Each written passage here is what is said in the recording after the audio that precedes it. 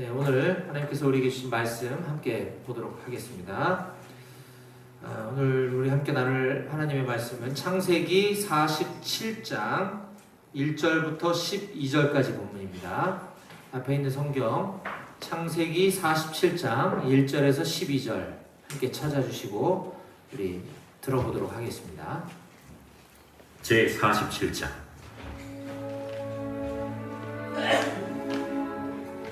요셉이 바로에게 가서 고하여 이르되, 내 아버지와 내 형들과 그들의 양과 소와 모든 소유가 가나안 땅에서 와서 고센 땅에 있나이다.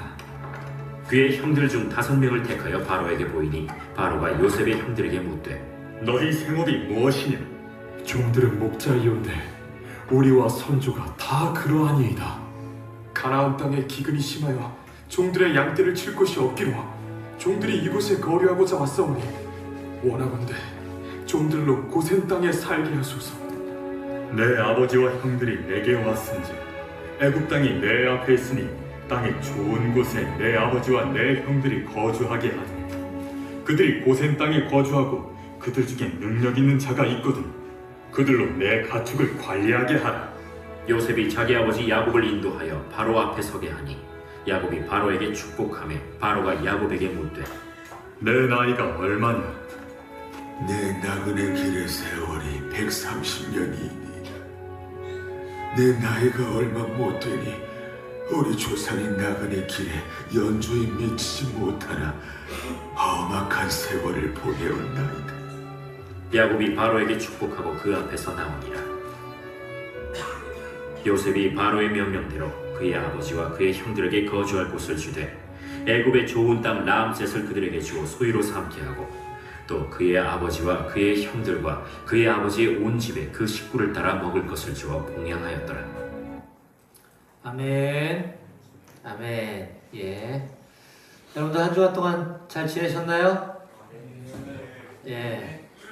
부대 정밀 진단 기간이었다고 제가 전해 들었는데, 우리 부대는 가족 같은 분위기라 뭐 큰 문제 없을 거라 생각합니다.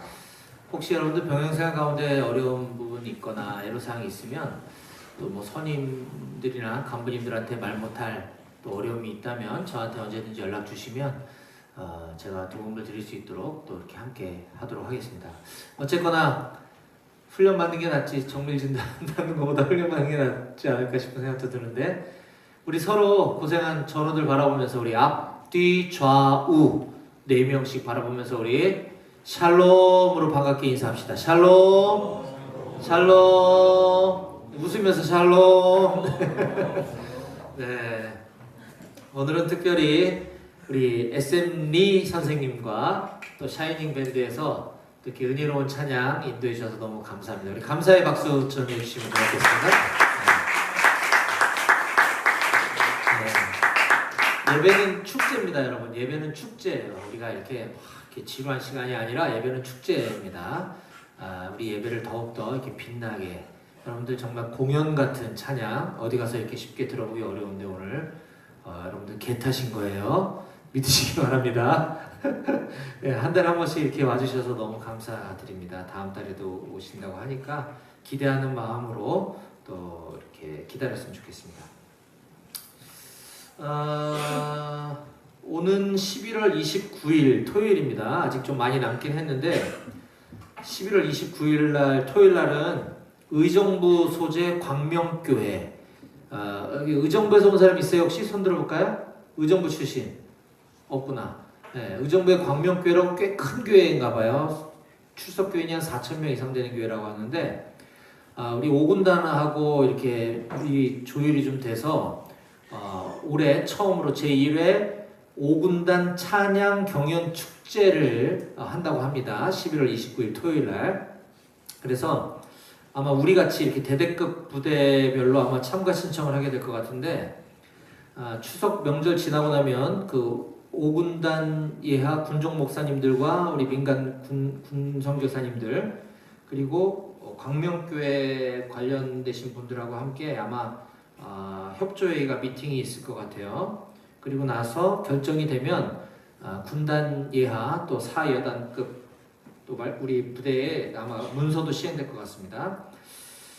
시상금으로 금상 300만 원, 여러분들 놀라지 마세요. 은상 200만 원, 동상 100만 원, 참가상 참가만 해도 30만 원이 주어진다고 하고, 그리고 아니구나, 참가만 한 게 아니라 참가상이구나. 참가상이 30만 원이고 참여한 모든 교회는 간식비를 50만 원을 제공한다고 합니다. 그러니까 참가만 해도 50만 원 간식비를 지원해 주실 모양이에요.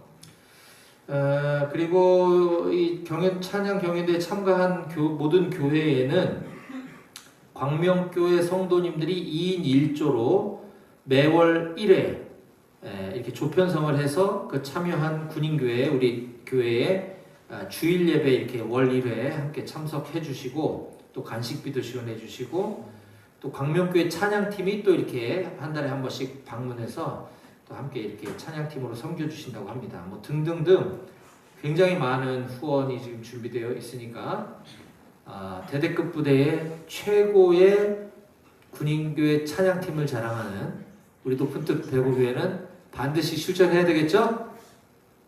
네. 네. 그래서 제가 미리 기간이 많이 남았음에도 불구하고 지금 얘기하는 이유는 지금부터 준비를 잘하자. 그래서 입상이 중요한 게 아니라 참가하는 것이 중요하니까 잘 준비해 주시길 특별히 당부드리겠습니다. 자, 그럼 그것과 또 관련이 있는데요.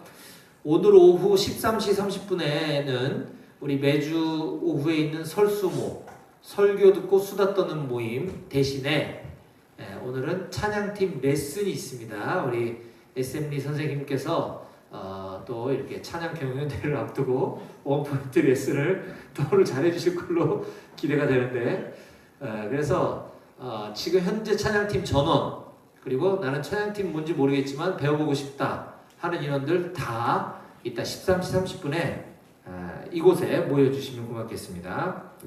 여러분들 우리 간부님들이 여러 명이 있으니까 차량으로 다 이렇게 픽업해서 생활관에서 이렇게 태우고 올 거니까 단톡방에 이렇게 알려주시면 13시 20분에 생활관 앞에서 간부님들 차량이 출발할 수 있도록 그렇게 하겠습니다. 특별히 이 시간에는 또 우리 간식도 많이 준비하는 거잖아요, 그죠? 네, 그렇다고 합니다. 그래서 예배 끝나고 저기 간식 받아가시고 이따가 찬양팀 레슨 시간에 와서 또 더 많은 간식 받아가시고 그렇게 하면 좋겠습니다. 매년 봄, 가을 연 2회에 걸쳐서 우리 부대 위문 행사를 우리 배고교회에서 이어오고 있습니다. 금년 봄에는 우리 방금 샤이닝 밴드에서 오셔서 풍성한 위문 행사가 될 수 있도록 이렇게 인도해 주셨었고, 그 인연이 오늘날까지 계속 이어오고 있는데요. 금번 가을에는 10월 25일 날, 몇 주 안 남았습니다. 한 3주 남은 것 같은데 10월 25일 토요일 날 마찬가지로 BBB라고 하는 직장인 성경 공부 모임 선배님들 한 7, 80명 정도가 우리 교회를 방문할 예정입니다. 여러분들 이제 저녁 이후에 복학도 하고 또 취업 전선으로 가기도 하는데 앞으로 어떻게 살아가야 될 것이며, 또 믿음 생활 이제 같이 시작한 여러분들이 어떻게 그리스도인으로 이 험한 세상을 살아갈 것인지에 대해서 또 믿음의 선배님들과 함께 또 좋은 대화를 나눌 수 있는 그런 교제 시간과 더불어 소리엘이라고 하는 CCM 남성 듀오이신데 지명현 목사님 오셔서 또 이렇게 찬양으로 섬겨주실 예정입니다. 그날은 우리 교회 출석하고 있는 여러분들 뿐만 아니라 근무자, 출타자를 제외한 전 부대원들이 다 모여야 되는 축제의 날입니다. 그래서 여러분들이 지금부터 기도하고 또 주위 전우들한테 홍보로 잘 준비해 주시면 감사하겠습니다. 오늘 광고가 좀 많았네요. 자, 지난 주일에 우리는 창세기 46장 28절에서 34절까지 본문을 살펴봤습니다. 고센 땅에 거하라 라고 하는 제목으로 말씀을 나눴는데요. 우리 지금 창세기 연속 강해 설교를 나누고 있기 때문에 지난주 스토리를 짧게 요약을 하고 오늘 본문 말씀 증거하도록 하겠습니다.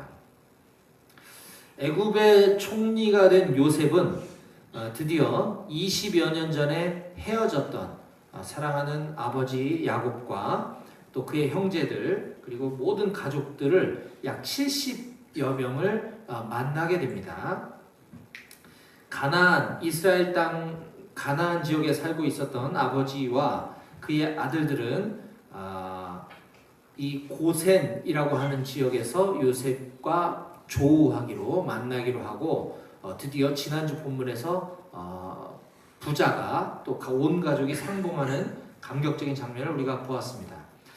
이 가나안에 살고 있었던 아버지의 입장에서는 애굽, 이집트라고 하는 외국에서 그것도 변방에 위치한 고센이라고 하는 땅이 어딘지 잘 알지 못했을 것입니다.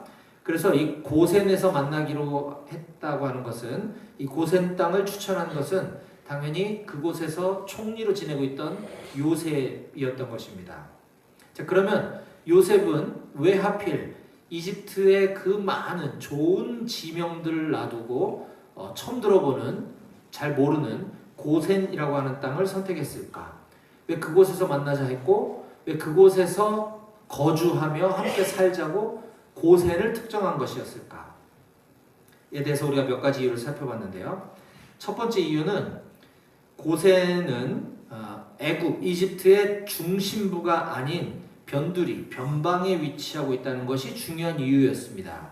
왜냐하면 지금 요셉의 아버지와 그의 온 가족들은 지금 전 세계가 극심한 가뭄이 몇 년째 지속되고 있었기 때문에 먹을 것이 풍부한 애굽에 그 비싼 돈을 주고 양식을 구해와도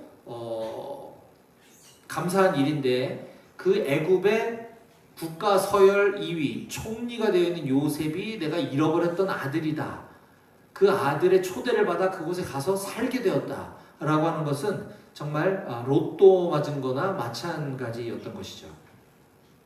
그래서 요셉은 자기 사랑하는 가족을 애굽의 가장 좋은 땅, 강남과 같은 번화한 곳, 잘 사는 곳, 풍요로운 곳에 두었다가는 금방 우상 숭배와 같은 타락에 빠져 하나님을 잊어버릴 것이 너무나 분명했기에 변두리 고센 땅에 자리 잡고 살 수 있도록 조치해 주었다라고 하는 것이었고요. 또 이 고센을 지목한 두 번째 이유는 그곳이 바로 목축하기에 좋은 땅이었기 때문이었다라고 했습니다. 요셉의 가족의 직업은 목축업이었습니다. 그런데 애굽 사람들은, 이집트 사람들은 목축을 하는 사람들을 가증히 여긴다라고 성경은 기록하고 있습니다. 이 가증히 여긴다라는 말의 뜻은 싫어한다는 뜻입니다. 목축하는 사람들을 싫어한대요, 이집트 사람들이.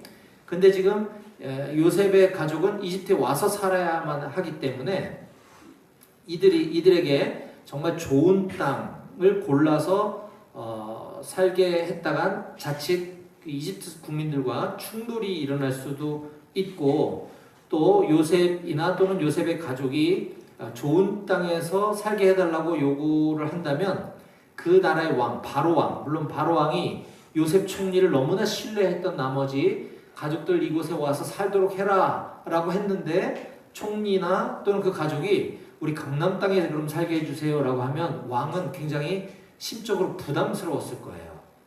왜냐하면 목축하는 사람들을 이집트 백성들이 좋아하지 않았기 때문에. 그래서 이런저런 것들을 잘 고려해서 요셉은 고센 땅을 선택했던 것이었습니다. 또 요셉이 고센 땅을 지목해서 자기 가족들을 이주해 살게 했던 마지막 세 번째 이유는 그 땅이 그들의 고향인 이스라엘, 가나안 지역과 가까운 국경에 위치하고 있었기 때문이었습니다. 하나님께서는 야곱의 후손들이 큰 민족을 이루게 될 것이고 후에 다시 가나안으로 돌아오게 될 거다라고 말씀하셨습니다. 결국 이집트라고 하는 곳은 잠시 머무는 곳일 뿐 그곳에 영원히 사는 곳이 아니라 우리는 언젠가 다시 가나안으로 되돌아가야 될 것을 믿었던 요셉은 가나안과 국경을 가까이 두고 있는 이 고센 땅이야말로 최적의 입지 조건이라고 하는 것을 판단했던 것입니다. 이와 같이 고센 땅은 하나님의 백성들이 세속에 물들지 않고 거룩함을 지켜내기에 아주 적당한 곳이었습니다.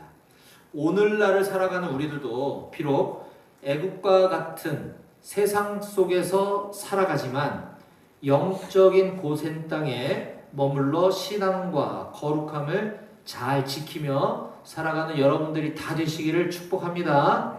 아멘. 예. 자, 이제 오늘 이어지는 본문을 살펴보겠습니다.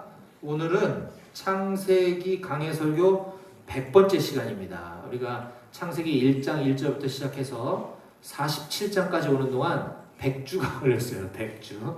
여러분들 입대하기 훨씬 전부터 시작해서 지금 오늘 100번째 시간인데, 오늘 우리에게 주신 본문은 창세기 47장 1절에서 12절까지 말씀이고, 오늘 설교 말씀의 제목은 그리스도인의 지혜로운 생활 방식입니다.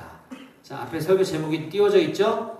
자, 여러분들 앞에 보시고 힘차게 같이 한번 읽어볼까요? 시작!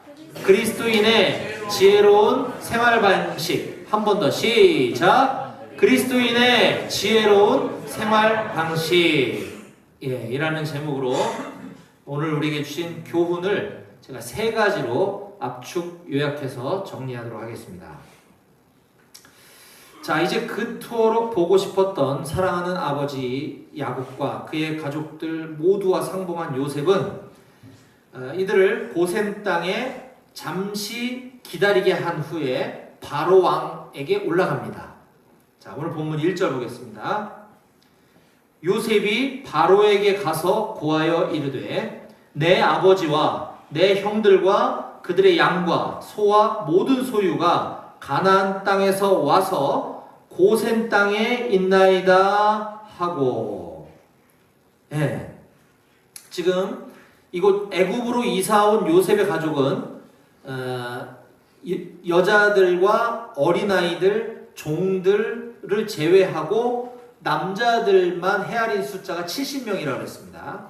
그러니 이 가족들을 다 합치면 적어도 한 200~300명은 넘는 우리 비룡대대 인원 정도급의 어마어마한 규모의 인원이었습니다. 비록 애굽왕 바로가 호의로 총리가 가족들을 20여 년 만에 만났다고 하니 얼마나 기쁜 일인가, 이곳에 와서 살도록 해라라고 하긴 했지만, 그래도 아직까지 뭐 문서로 이렇게 계약을 했거나 보장된 것은 아무것도 없습니다. 그렇죠? 네, 애굽왕이 그렇게 얘기는 했지만 난 그때 좀 기분이 좋아서 내가 뭐 했던 말이지 그게 그렇게 쉽게 나 혼자 결정할 수 있는 일이 아니야 라고 하면 되게 난감한 상황인 거잖아요. 그렇죠? 그래서 구두로 한 약속은, 오늘도 마찬가지입니다. 여러분들도 인생 살면서 구두로 한 약속은, 말로 한 약속은 그다지 효력이 없어요. 그래서 반드시 문서로 남겨야 됩니다. 문서에 사인을 받아야 되는 게 중요합니다. 여러분들 이거 꼭 살아가면서 기억하시기 바라요. 어쨌거나 이 낯선 곳으로 지금 외국 땅으로, 그것도 하나님의 약속을 잠시 내려놓고, 물론 하나님의 허락을 받았지만 이 외국 땅으로, 이방 사람들로 가득 차 있는 이곳에 이사 온 이 야곱과 그의 가족들은 아직까지 마음을 놓기에는 조금 불안한 상태였을 것입니다. 요셉 총리도 마찬가지죠. 왕에게 최종 재가를, 왕이 결제를 해주기 전까지는 아직 마음을 놓기엔 좀 이릅니다. 그래서 이 요셉이 바로 왕에게 확답을 받고 결제판에 사인을 받기 위해서 만반의 준비를 다 합니다. 우리는 지난 주일에 이 바로 왕이 이 요셉의 형제들에게 할 예상 질문과 그에 대한 답변 준비, 리허설을 하는 장면을 우리가 보았었습니다. 함께 빠르게 볼까요? 자, 46장 31절부터 제가 읽어드리겠습니다. 요셉이 그의 형들과 아버지의 가족에게 이르되 내가 올라가서 바로 왕에게 아뢰어 이르기를 가나안 땅에 있던 내 형들과 내 아버지의 가족이 나에게로 왔는데 그들은 목자들입니다. 목축하는 사람들이므로 그들의 양과 소와 모든 소유를 다 이끌고 이곳으로 왔습니다 라고 내가 가서 얘기할 테니 33절 바로 왕이 당신들을 형님들과 아버지를 불러서 너희의 직업이 무엇이냐라고 물어보거든. 이런 예상 질문이 나오거든. 당신들은 이르기를 주의 종들은 어렸을 때부터 지금까지 목축하는 사람들인데 우리와 우리 손조가 다 그러했었습니다 라고 답변하소서라고 리허설을 하고 있습니다. 그런데 이 요셉의 손조들은 사실 다 목축하는 사람들은 아니었죠. 이삭도 그랬고 이 농경과 목축을 같이 했었습니다. 그런데 혹시라도 더 애굽 사람들이 싫어함을 느끼게 하려고 우리는 온 가족이 그리고 우리 선조 때부터 우리는 목축하는 사람들이라고 꼭 답변해야 됩니다 라고 가르쳐주고 이렇게 만반의 준비를 해왔던 것입니다. 자, 그런데 오늘 본문 47장 2절을 보니까 요셉은 바로왕이 이들을 부르기 전에 먼저 그의 형제들 12명 중에 정예 요원 5명을 선발해서 바로왕에게 데리고 가는 모습을 볼 수가 있습니다. 2절 짧으니까 제가 읽진 않을게요. 네. 자, 요셉은 왜 하필 그러면 형제들 중에 5명만 선발해서 바로왕에게 데리고 간 것일까? 궁금하잖아요, 여러분? 네. 저도 설교 준비하기 전에는 안 궁금했어요. 근데 궁금해졌어요. 자, 애굽 사람들은 이집트 사람들이죠. 이집트 사람들은 전통적으로 여러 숫자들 중에 5라고 하는 숫자를 굉장히 좋아했다고 합니다. 이스라엘 사람들도 수비학이라 그래서 각 숫자들마다 1, 2, 3, 4, 5 숫자들이 갖고 있는 의미를 중요시 여긴다 그랬잖아요. 이 이집트 사람들도 마찬가지로 5라는 숫자를 매우 좋아했다 그래요. 그래서 이것은 우리가 앞에 본문에서 자세히 다루지 않았을 뿐이지 여러 성경 본문에 보니까 그러한 흔적과 이유들을 우리가 엿볼 수 있는 장면들이 있었어요. 자, 43장 34절에 보니까 43장 34절 자, 요셉이 자기 음식을 그들에게 주되 베냐민에게는 다른 사람보다 5배나 주매 그들이 마시며 요셉과 함께 즐거워하였더라. 자, 이건 지금 뭔 상황이죠? 요셉이 이집트의 총리가 된 총리인 줄 모르고 이집트에 먹을 양식이 많다는 소문을 듣고 지금 이집트 총리에게 양식을 구하러 가서 총리 앞에 머리를 조아리던 그의 형들을 요셉이 먼저 알아봤죠. 그래서 형들을 여러 가지 테스트한 끝에 형님들 제가 요셉입니다 라고 이제 자기 자신을 오픈하고 커밍아웃 한 다음에 이제 그들과 함께 만찬을 벌이는 자리에서 자기의 친혈육 아버지와 어머니가 모두 같은 유일한 동생 베냐민에게 특별하게 먹을 것을 5배를 더 줬다라고 할 때 왜 2배도 아니고 10배도 아니고 5배냐? 바로 이런 맥락이 있었다는 것이죠. 또 45장 22절에도 또 그들에게 다 각기 옷 한 벌씩을 주되 베냐민에게는 은 300과 옷 5벌을 줬다라고 하면서 이 5배 5라고 하는 숫자들이 종종 등장하는 것은 이것이 이집트 애굽의 문화였기 때문이었다라고 하는 것이에요. 자, 여기서 우리는 오늘 말씀의 제목인 그리스도인의 지혜로운 생활 방식 그 첫 번째 교훈을 깨달을 수 있습니다. 자, 그리스도인들은 이와 같이 세상을 살아갈 때 특별히 더 지혜롭게 처신해야 한다라는 것입니다. 한번 따라해 볼까요? 그리스도인들은 세상을 살아갈 때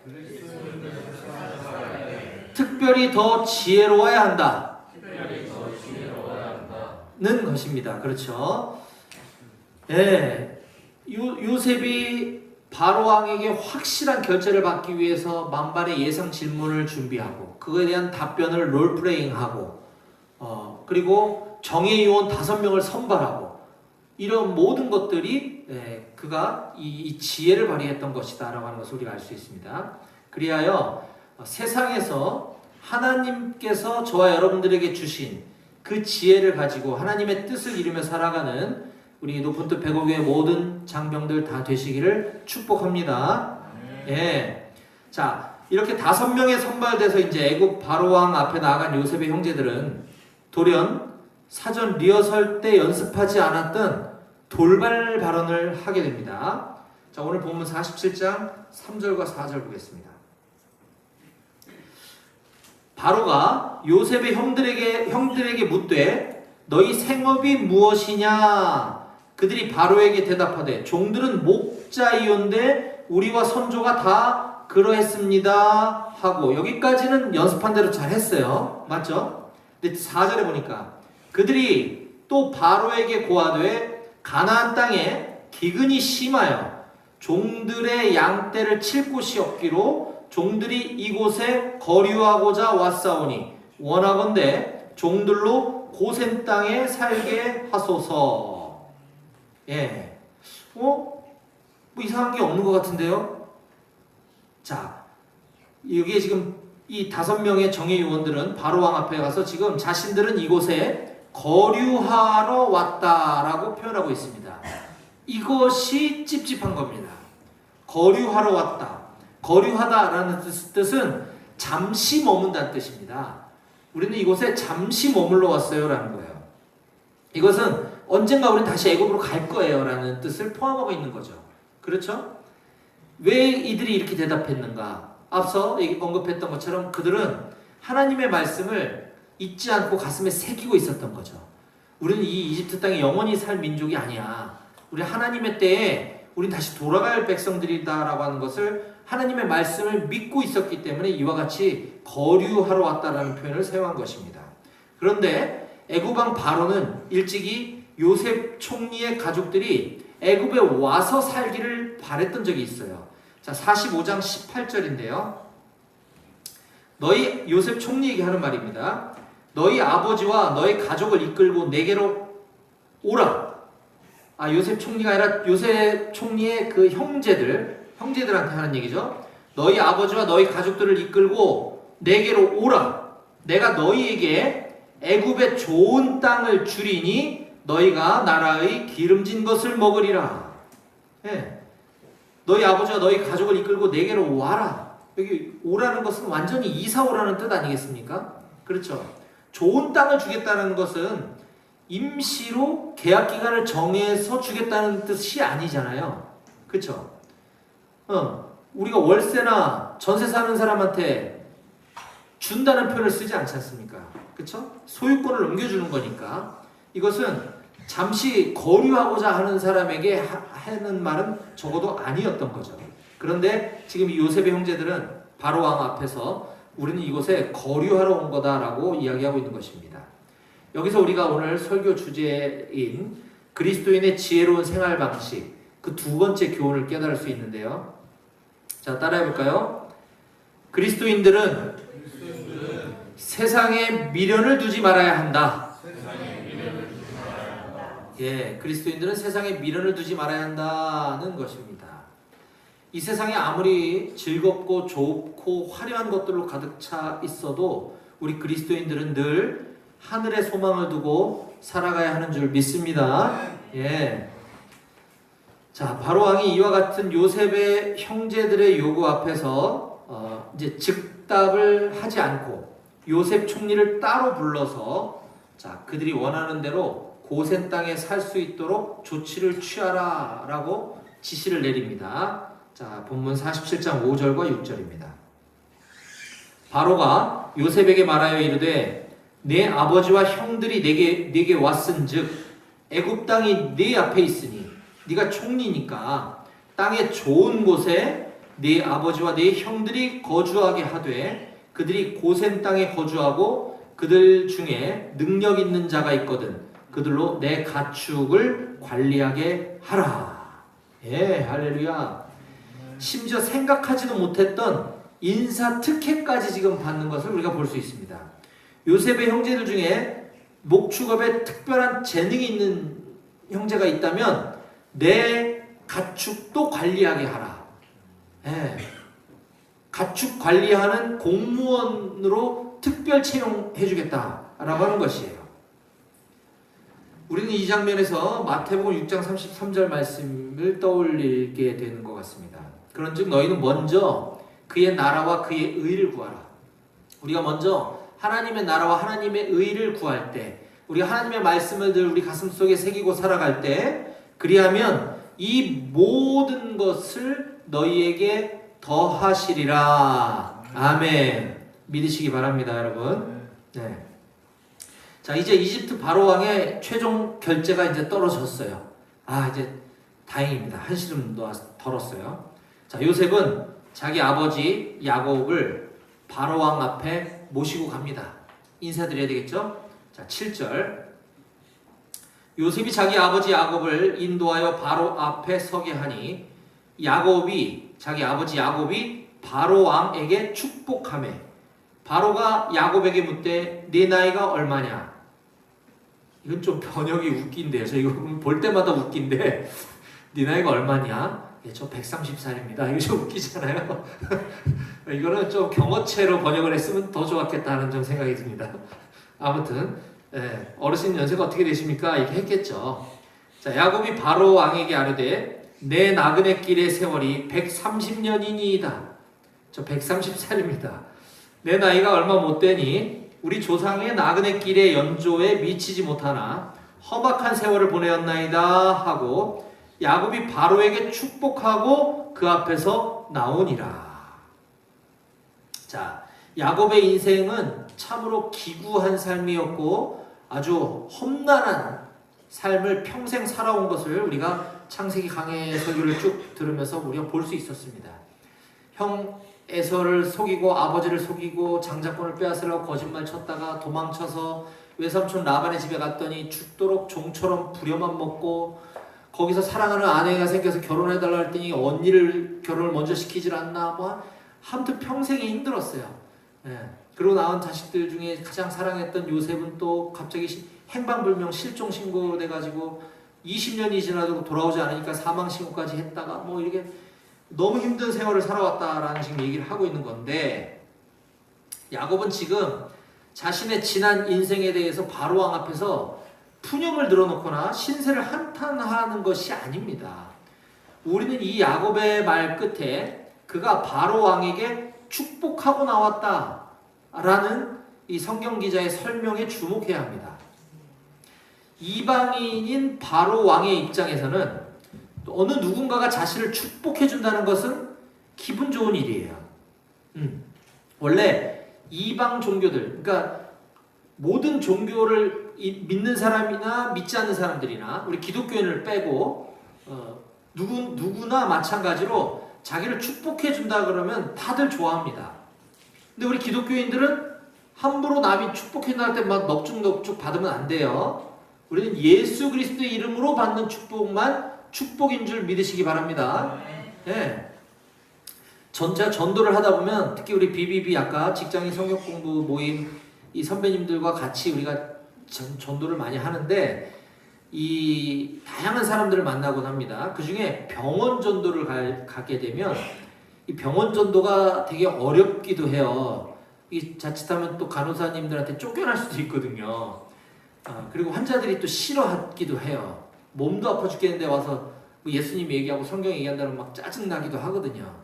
그래서 병원 전도가 가장 어렵기도 하지만 또 한편으로는 가장 쉬운 게 또 병원 전도입니다. 왠지 아세요, 여러분? 몸이 아픈 사람들이야말로 우리가 기도해 주겠다라고 하면 종교가 달라도 믿지 않아도 자기 위해서 기도해 주겠다고 하면 거의 대부분은 좋아요. 해달라고 그러거든요.